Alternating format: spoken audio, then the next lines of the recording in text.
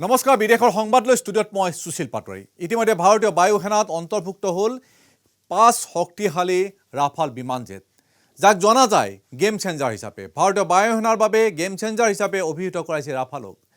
বায়ু সেনাত ৰাফাল অন্তৰ্ভুক্ত হোৱাৰ পাছত টোপনি হৈছে চীন আৰু পাকিস্তানৰ। ভাৰতৰ শক্তি বৃদ্ধি মানে চীনৰ মূৰৰ কামৰণি। প্ৰাক্তন চিফ মাৰ্শ্বেল BS ধানোৱাৰ মতে ৰাফাল চীনৰ J-20 ফাইটাৰ প্লেনতকৈ বহু বেছি শক্তিশালী। আৰু বিশ্বই এই কথা মানি লয় যে ৰাফাল চীনৰ J-20তকৈ বহু বেছি শক্তিশালী। কোনোপধ্যে J-20 বিমান ৰাফালৰ আগত টিকিব নোৱাৰে বা তুলনা নহয়। ইয়াৰ পাছত ৰাফালক লৈ চীনেও প্ৰকাশ কৰিছে নিজৰ প্ৰতিক্ৰিয়া। চীনৰ বিশেষজ্ঞৰ মতে ৰাফালতকৈ যেন বহু ওপৰত J-20 বিমান। তেওঁলোকৰ মতে ৰাফাল কেৱল 3rd জেনেৰেশ্যনৰহে যুঁজাৰ বিমান, আনহাতে J-20 হৈছে 4th জেনেৰেশ্যনৰ যুঁজাৰ বিমান, যাৰ বাবে ৰাফালতকৈ অধিক শক্তিশালী বুলি চীনে দাবী কৰিছে J-20 বিমান। চীনা বিশেষজ্ঞৰ মতে অৱশ্যে Sukhoi 30 MKI কিছু উন্নত এই ৰাফাল, কিন্তু 3rd জেনেৰেশ্যনৰ হোৱাৰ বাবে ৰাফালে বৰ বেছি প্ৰভাৱ নেপেলাব ভাৰতীয় বায়ু সেনাত। আনহাতে ৰাফালৰ অন্তৰ্ভুক্তিয়ে পাকিস্তানতো আতংকৰ সৃষ্টি কৰিছে।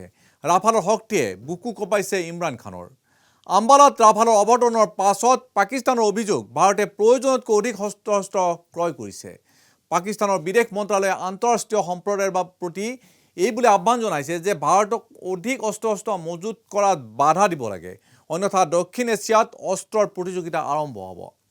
পাকিস্তানৰ বিদেশ মন্ত্ৰালয়ৰ মতে ভাৰতে নিজৰ পাৰমাণৱিক বোমাৰ সংখ্যা আৰু শক্তি দুয়োটা বৃদ্ধি কৰিছে। ই দক্ষিণ এছিয়াত শান্তি আৰু সুস্থিৰতা উভয়কে বিনষ্ট কৰিব। সেয়া যিয়েই নহওক কিয়, এতিয়া ৰাফালক লৈ সমগ্ৰ বিশ্বত চৰ্চা চলিছে। তাৰ মূলত পাকিস্তান আৰু চীনে ভাৰতে যেতিয়াৰ পৰা ৰাফাল বিমান লাভ কৰিছে তেতিয়াৰ পৰা বিশেষ চৰ্চা চলিছে এই দুখন দেশত। চীনে বাৰম্বাৰ দাবী কৰিছে যে কোনোপধ্যেই ভাৰতত আহি পোৱা ৰাফাল তেওঁলোকৰ J-20ৰ সৈতে যুঁজ দিব নোৱাৰিব। কিন্তু সেয়া কাৰ্যক্ষেত্ৰত দেখা যাব প্ৰকৃতাৰ্থত কোন বেছি শক্তিশালী। কিন্তু বিশ্ব সম্প্ৰদায়ে মানি লয় যে ৰাফাল বিমান চীনৰ J-20ৰ বহু ওপৰত। ভাৰতৰ বাবে এটা বেয়া খবৰ, এতিয়াৰ পৰা কুৱেইটত প্ৰৱেশ কৰিব নোৱাৰিব কোনো ভাৰতীয় লোক। কৰোনা মহামাৰীৰ বাবে যিসকল ভাৰতীয় লোক স্বদেশত আবদ্ধ হৈ পৰিছিল তেওঁলোক উভতিব নোৱাৰিব কুৱেইটলৈ। 8 লাখ ভাৰতীয়ক লৈ কঠোৰ কুৱেইট চৰকাৰ। 1 আগষ্টৰ পৰা প্ৰৱাসী ভাৰতীয়ৰ প্ৰৱেশত নিষেধাজ্ঞা আৰোপ কৰিলে কুৱেইট চৰকাৰে। ভাৰতীয় লোকৰ প্ৰৱেশত নো এণ্ট্ৰি। কুৱেইটত প্ৰৱেশ কৰিব নোৱাৰিব ভাৰতীয় লোক। 8 লাখ ভাৰতীয়ক লৈ কঠোৰ হৈছে কুৱেইট চৰকাৰ। কৰোনা মহামাৰীৰ ভয়াৱহতাৰ মাজতেই কুৱেইটত চৰম বিপদৰ সন্মুখীন হৈছে ভাৰতীয় লোক। 1 আগষ্টৰ পৰা ভাৰতীয় লোকৰ প্ৰৱেশত নিষেধাজ্ঞা।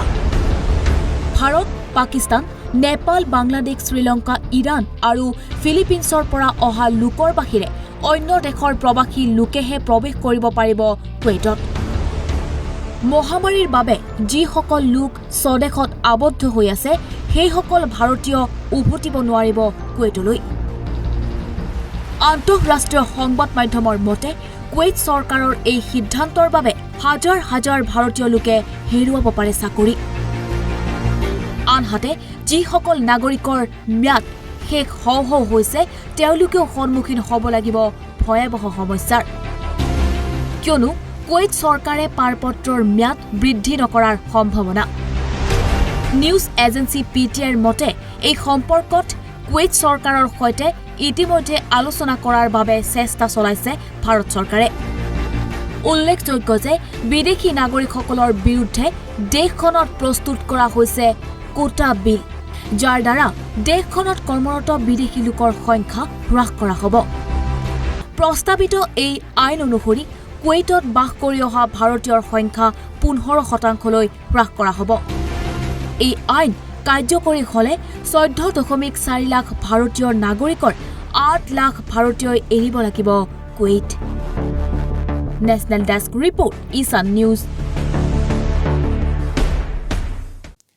এবাৰ লৈ আহিছোঁ এটা আফগানিস্তানৰ বাতৰি। আফগানিস্তানৰ জনবসতিপূৰ্ণ এলেকাত ভয়ংকৰ আক্ৰমণ সংঘটিত কৰিছে পাকিস্তানী সেনাই। আক্ৰমণত 9 জন লোকৰ মৃত্যু হোৱাৰ লগতে 50 জনতকৈ অধিক লোক আহত হৈছে। আফগানিস্তানৰ নিউজ এজেন্সি টলো নিউজে প্ৰকাশ কৰিছে এই আক্ৰমণৰ তথ্য। টলো নিউজৰ মতে পাকিস্তানী সেনাই কান্দাহাৰৰ স্পিন বোল্ডক জিলাৰ জনবসতিপূৰ্ণ এলেকাত ৰকেট আক্ৰমণ সংঘটিত কৰিছে।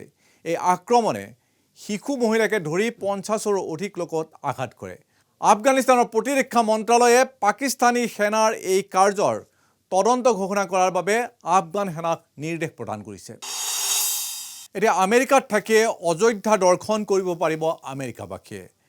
আমেৰিকাৰ বিখ্যাত নিউয়ৰ্কত থকা টাইমছ স্কুৱেৰত গুঞ্জৰিত হ'ব জয় শ্ৰীৰাম ধ্বনি, কিয়নো ভাৰতৰ লগতে টাইমছ স্কুৱেৰতো চলিছে ৰাম মন্দিৰৰ ভূমি পূজনৰ প্ৰস্তুতি। 5 আগষ্টৰ দিনটোত টাইমছ স্কুৱেৰত প্ৰদৰ্শিত কৰা হ'ব ৰাম মন্দিৰৰ ভিডিঅ', ৰামৰ ছবি আৰু ভূমি পূজনৰ দৃশ্য। তাৰ বাবে এতিয়া টাইমছ স্কুৱেৰত চলিছে ব্যাপক প্ৰস্তুতি। জয় শ্ৰীৰাম ধ্বনিৰে গুঞ্জৰিত হ'ব আমেৰিকা। নিউয়ৰ্কৰ টাইমছ স্কুৱেৰত চলিছে ৰাম মন্দিৰৰ ভূমি পূজনৰ প্ৰস্তুতি। ভাৰতীয় ইতিহাসত ঐতিহাসিক দিনৰূপে পৰিগণিত হ'ব 5 আগষ্টৰ দিনটো, কিয়নো এই দিনটোত নতুন ৰাম মন্দিৰৰ ভূমি পূজন কৰা হ'ব। ৰাম মন্দিৰক লৈ অযোধ্যাত চলিছে জোৰদাৰ প্ৰস্তুতি। অকল ভাৰততেই নহয়, 7 সাগৰ দূৰৈতো উদযাপন কৰা হ'ব ৰাম মন্দিৰৰ নিৰ্মাণৰ আনন্দ উৎসৱ। নিউয়ৰ্কৰ বিখ্যাত টাইমছ স্কুৱেৰত চলিছে ৰাম মন্দিৰৰ ভূমি পূজনৰ ব্যাপক প্ৰস্তুতি। সাজু কৰা হৈছে বিলবোৰ্ড, হৰ্ডিং, য'ত প্ৰদৰ্শিত হ'ব ৰাম মন্দিৰৰ ভিডিঅ', ৰামৰ ছবি আৰু ভূমি পূজনৰ দৃশ্য। সাজু কৰা হৈছে 17,000 বৰ্গফুটৰ লাইভ LED স্ক্ৰীণ। ভূমি পূজনৰ দিনাখন ৰাতিপুৱা 8 বজাৰ পৰা নিশা 10 বজালৈ প্ৰদৰ্শিত হ'ব ভূমি পূজনৰ লগতে ৰামৰ ছবি। প্ৰধানমন্ত্ৰী নৰেন্দ্ৰ মোদীয়ে শিলান্যাস স্থাপন কৰাৰ দৃশ্যও দেখিবলৈ পাব টাইমছ স্কুৱেৰত। ইংৰাজী আৰু হিন্দী ভাষাত লিখা থাকিব জয় শ্ৰীৰাম। আমেৰিকাৰ ইণ্ডিয়া পাব্লিক এফেয়াৰৰ অধ্যক্ষ জগদীশ চৌহানীয়ে প্ৰকাশ কৰিছে এই তথ্য। উল্লেখযোগ্য যে টাইমছ স্কুৱেৰ হৈছে আমেৰিকাৰ এখন বিখ্যাত পৰ্যটনস্থলী। এই বিখ্যাত টাইমছ স্কুৱেৰ সাক্ষী হ'ব ঐতিহাসিক মুহূৰ্তৰ। নেশ্যনেল ডেস্ক ৰিপৰ্ট, ঈশান নিউজ। ইউৰোপত আমেৰিকাৰ সৈন্যৰ ক্ষেত্ৰত বৃহৎ পৰিৱৰ্তন। জাৰ্মানীৰ পৰা আঁতৰোৱা হ'ব প্ৰায় 12,000 আমেৰিকান সৈন্য। এই সেনাসকলৰ 6,400 গৰাকী সৈন্যক নিজ দেশলৈ প্ৰেৰণ কৰা হ'ব। আনহাতে বাকী সেনাসকলক বেলজিয়াম আৰু ইটালীৰ দৰে নাটোৰ অন্তৰ্ভুক্ত দেশসমূহলৈ প্ৰেৰণ কৰা হ'ব। নাটোৰ প্ৰতিৰক্ষা খৰচৰ দিশসমূহ লক্ষ্য কৰি জাৰ্মানীৰ বিফলতাৰ বাবে আমেৰিকাই গ্ৰহণ কৰিছে এই বিশেষ সিদ্ধান্ত। বিদেশৰ সামগ্ৰীয়ে আমাক স্বাভাৱিকতে অতি উৎসাহিত কৰি তোলে। বিদেশৰ গাড়ী, বিদেশৰ চাইকেল, বিদেশৰ মটৰচাইকেল, এই সকলো বস্তুৱে আকৰ্ষিত কৰি আহে আমাক। আমি বিদেশৰ বস্তুৰ প্ৰতি আকৰ্ষিত, কিন্তু যদি 7 সাগৰ 13 নদীৰ সিপাৰে ভাৰতীয় বস্তু ব্যৱহাৰ কৰে তেতিয়া আপোনাৰ কেনে বোধ হ'ব? হিৰো চাইকেল আপোনালোকে চিনি পায়। আজি সেই হিৰো চাইকেল 7 সাগৰ 13 নদীৰ সিপাৰে সমাদৰ লাভ কৰিছে। ব্ৰিটেইনত এতিয়া হিৰোৰ দপদপনি, কাৰণ ব্ৰিটেইনত এতিয়া মেড ইন ইণ্ডিয়াৰ চিয়ৰ। ব্ৰিটেইনৰ প্ৰধানমন্ত্ৰীয়ে এতিয়া চলাইছে হিৰো কোম্পানীৰ চাইকেল। কিন্তু কিয় চলাইছে হিৰো কোম্পানীৰ চাইকেল, চাওক আমাৰ এই বিশেষ প্ৰতিবেদন। হিৰো চাইকেলখন আপোনাৰ মোৰ শৈশৱৰে পৰা চিনাকি চাইকেলখন দেউতাৰ দিনৰ, ককা দেউতাৰ দিনৰ এই চিনাকি। এই হিৰো চাইকেলখনৰ মাত এবাৰ 7 সাগৰ সিপাৰৰ পৰা। মেড ইন ইণ্ডিয়াৰ এই চিয়ৰ সুদূৰ ব্ৰিটেইনৰ পৰা। বয়কট চাইনা কিমান কৰিম। মেড ইন ইণ্ডিয়াৰ স্পৰ্শত এইবাৰ ব্ৰিটেইনৰ প্ৰধানমন্ত্ৰী বৰিছ জনছনে চলালে মেড ইন ইণ্ডিয়াৰ চাইকেল। ব্ৰিটেইনৰ প্ৰধানমন্ত্ৰী বৰিছ জনছনে ভাৰতীয় কোম্পানীৰ চাইকেল চলাই দেশখনৰ এক বিশেষ আঁচনি মুকলি কৰিছে। দেশখনক কৰোনাৰ পৰা বচাবলৈ আৰু মেদবহুলতাৰ পৰা বাচিবলৈ চাইকেল চলোৱাৰ বাবে দেশবাসীৰ আগত এক নতুন আঁচনি লৈ আহিছে প্ৰধানমন্ত্ৰী বৰিছ জনছন, য'ত চাইকেলো দিব জনতাক, চাইকেল ষ্ট্ৰীটো বনাই দিব ব্ৰিটেইন চৰকাৰে। প্ৰায় 19,000 কোটি টকাৰ এই আঁচনি। এই আঁচনিৰ জৰিয়তে যি চাইকেল চলাই প্ৰধানমন্ত্ৰীৰ আঁচনিখনৰ উদ্বোধন কৰিলে, সেই চাইকেলৰ কোম্পানী হ'ল ভাৰতীয় হিৰো কোম্পানীৰ ইনচিং কোম্পানী। হিৰো কোম্পানীয়ে ইনচিং কোম্পানীক ক্ৰয় কৰাৰ পাছত কোম্পানীটোৰ ৰাইডিং, ৰিডিক আৰু ৰিডেল নামৰ চাইকেল ব্ৰেণ্ড মুকলি কৰে। ব্ৰিটিছৰ প্ৰধানমন্ত্ৰীয়ে ভাৰতীয় ব্ৰেণ্ডৰ চিনাকি নাম হিৰো চাইকেল কোম্পানীৰ চাইকেল চলোৱাৰ পিছতেই চৰ্চালৈ আহিছে ব্ৰিটেইনৰ পৰা মেড ইন ইণ্ডিয়াৰ মাত। নিউজ ডেস্ক, ইছান নিউজ। ৰঙাগ্ৰহ মঙলৰ বুকুত জীৱৰ অস্তিত্ব বিচাৰি নাছাৰ মিছন মঙল। ৰঙাগ্ৰহৰ বুকুত প্ৰথমবাৰৰ বাবে হেলিকপ্টাৰ উৰুৱাব এবাৰ নাছাই। নাছাই ফ্লৰিডাৰ কেনেডি স্পেচ চেণ্টাৰৰ পৰা আৰম্ভ কৰিব মঙল অভিযান। ৰঙাগ্ৰহ মঙলৰ বুকুত জীৱন সম্ভৱনে? জীৱনৰ অস্তিত্ব বিচাৰি নাছাৰ মিছন মংগল। ৰঙাগ্ৰহৰ বুকুত প্ৰথমবাৰৰ বাবে হেলিকপ্টাৰ উৰুৱাব নাছাই। চলিত বৰ্ষৰ জুলাই মাহত মহাকাশ খণ্ড অন্যতম হিচাপে চৰ্চিত হৈছে। বিশ্বৰ 3খন দেশে আৰম্ভ কৰিছে মংগল অভিযান। শেহতীয়াকৈ নাছাই ফ্লৰিডাৰ কেনেডি স্পেচ চেণ্টাৰৰ পৰা আৰম্ভ কৰিছে মংগল অভিযান। এই অভিযানত ৰভাৰ পাৰ্চিভাৰেন্স আছে। এই ৰভাৰত সৰু বাকচৰ আৰ্হিত এখন হেলিকপ্টাৰ আছে। এই হেলিকপ্টাৰখন মংগলত উৰুৱাৰ লক্ষ্যৰে প্ৰেৰণ কৰিছে নাছাই। নাছাৰ হেলিকপ্টাৰখনৰ নাম ইনজেনুইটি। হেলিকপ্টাৰৰ ওজন 1.8 গ্ৰাম। এই মিছনত ৰভাৰে মংগল গ্ৰহত জীৱৰ অস্তিত্বৰ সন্ধান কৰিব। লগতে গ্ৰহটোৰ মাটি, জলবায়ু সম্পৰ্কীয় তথ্য আহৰণ কৰিব। পাৰ্চিভাৰেন্স ৰভাৰে মাটি আৰু শিলৰ নমুনা সংগ্ৰহ কৰিব।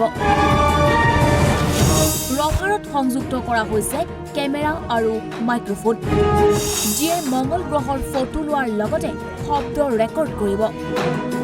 পৃথিৱীত হেলিকপ্টাৰ উৰুৱাৰ ক্ষেত্ৰত যি প্ৰযুক্তি ব্যৱহাৰ কৰা হয়, সেই প্ৰযুক্তিয়ে মংগল গ্ৰহত ব্যৱহাৰ কৰা হ'ব। 4খন কাৰ্বন ফাইবাৰ ব্লেড থকা হেলিকপ্টাৰখন চলিব সৌৰ পেনেল শক্তিৰে। সকলো ঠিকে থাকিলে মংগল গ্ৰহৰ বুকুত প্ৰথমবাৰলৈ হেলিকপ্টাৰ উৰুৱাবলৈ সক্ষম হ'ব নাছাই। ইণ্টাৰনেশ্যনেল ডেস্ক ৰিপৰ্ট, ইছান নিউজ।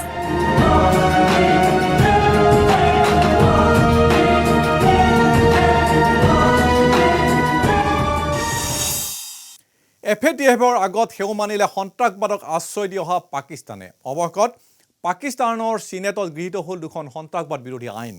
FATFে বান্ধি দিয়া চৰ্তসমূহ আগত ৰাখি চিনেটত উত্থাপন কৰা হয় এই আইন 2খন। উল্লেখ্য যে ফাইনেন্সিয়েল একশ্যন টাস্ক ফ'ৰ্চ চমুকৈ যাক জনা যায় FATF, আৰু এই FATFে সন্ত্ৰাসবাদক আশ্ৰয় দিয়াৰ অভিযোগত পাকিস্তানক গ্ৰে লিষ্টত অন্তৰ্ভুক্ত কৰি ৰাখিছিল। অৱশ্যে ইয়াৰ মাজতো ভাৰতক সমালোচনা কৰিবলৈ এৰা নাই পাকিস্তানে। 2016 জুনৰ পৰা গ্ৰে লিষ্টত অন্তৰ্ভুক্ত হৈ আছে পাকিস্তান। এই 2 বিধেয়কৰ দ্বাৰা গ্ৰে লিষ্টৰ পৰা হোৱাইট লিষ্টলৈ নাম অন্তৰ্ভুক্ত কৰাৰ লক্ষ্য লৈছে পাকিস্তানে। এই বিধেয়কৰ দ্বাৰা নিৰ্দিষ্ট কিছুমান সংস্থাৰ লগতে ব্যক্তিৰ সম্পত্তি, যাত্ৰাৰ পথ নিষেধ আৰোপ কৰা, অস্ত্ৰ-শস্ত্ৰত নিষেধাজ্ঞা, সন্ত্ৰাসবাদক উচতোৱা লোকক জৰিমনা বিহা, দীৰ্ঘ সময়ৰ বাবে জেললৈ প্ৰেৰণ কৰা আদি বিষয়সমূহ অন্তৰ্ভুক্ত কৰা হৈছে। ইয়াৰ জৰিয়তে এই FATFক সন্তুষ্ট কৰিব বিচাৰিছে পাকিস্তানে। বনভোজ খোৱাৰ হেঁপাহ, পিছে মনত কৰোনা ভাইৰাছৰ শংকা। সকলো ভয় পৰিহাৰ কৰি সামাজিক দূৰত্ব মানি 60 ফুট ওখ গছৰ ওপৰত বনভোজৰ আনন্দ ল'লে এজন যুৱকে। পিছে ক'ৰ এই কাহিনী, চাওক আমাৰ এই বিশেষ প্ৰতিবেদন। বনভোজ খোৱাৰ অপাৰ হেঁপাহ, বনভোজ খামেই। পিছে মনত ইফালে কৰোনা ভাইৰাছৰ ভয়, কিন্তু সকলো ভয় পৰিহাৰ কৰি যুৱক উঠিল 60 ফুট ওখ গছৰ ওপৰত, কিয়নো বনভোজ খোৱাৰ অপাৰ হেঁপাহ। সামাজিক দূৰত্ব মানি গছৰ ওপৰতেই বনভোজৰ আনন্দ। কৰোনা সংক্ৰমণ প্ৰতিৰোধৰ বাবে বিশ্বৰ প্ৰতিখন দেশে সামাজিক দূৰত্ব মানি সকলো কাৰ্য সম্পাদন কৰিবলৈ আহ্বান জনাইছে। ইয়াৰ প্ৰতিফলন ঘটিল ইংলেণ্ডৰ বাথ অঞ্চলৰ ৰয়েল ভিক্টোৰিয়া পাৰ্কত। সামাজিক দূৰত্ব বৰ্তাই গছৰ ওপৰত উঠি যুৱকে উপভোগ কৰিছে পিকনিকৰ আনন্দ। পাৰ্কখনত 6জনীয়া যুৱকৰ দল এটাই ফুৰিবলৈ যোৱাৰ সময়তেই 60 ফুট উচ্চতাত গ্ৰহণ কৰিছে খাদ্য।